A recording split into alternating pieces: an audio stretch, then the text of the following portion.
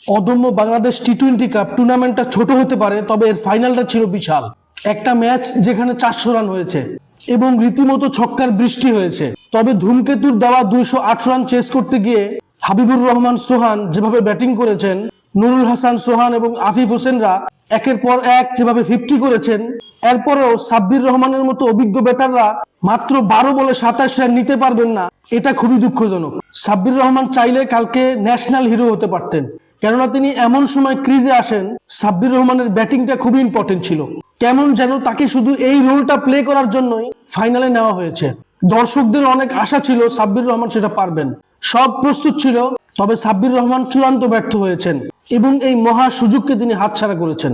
যাই হোক, অদম্য টি-20 কাপের ফাইনালে তুরবার একাদশ টস জিতে ফিল্ডিং এর সিদ্ধান্ত নেয়।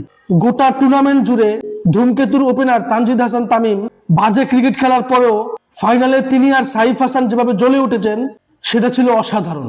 ফাইনালে এই দুই উদ্বোধনী ব্যাটার 150 রানের বিশাল পার্টনারশিপ করেছেন। তবে পরবর্তীতে লিটন কুমার দাস, পারভেজ হোসেন ইমন এবং তাওহিদ হৃদয়রা চূড়ান্ত ব্যর্থ হয়েছেন, যার ফলে ধূমকেতু একাদশ নির্ধারিত 20 ওভারে 4 উইকেট হারিয়ে 208 রান করতে সক্ষম হয়। জবাবে দুর্বার একাদশ ব্যাট করতে নেমে হাবিবুর রহমান সোহান মাত্র 26 বলে 67 রানের দানবীয় ইনিংস খেলেন। তার ইনিংসের উপর ভর করে দুর্বার একাদশ জয়ের সম্ভাবনা পায় এবং পরবর্তীতে নুরুল হাসান সোহান এবং আফিফ হোসেন দুর্দান্ত ব্যাটিং করেন।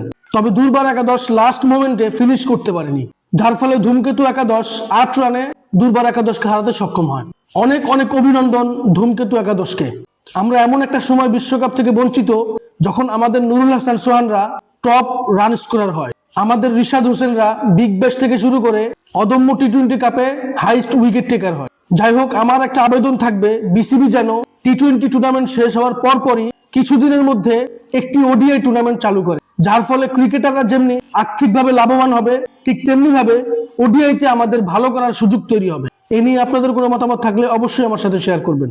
ভিডিওটি ভালো লাগলে লাইক, কমেন্ট, শেয়ার, সাবস্ক্রাইব করবেন। ধন্যবাদ।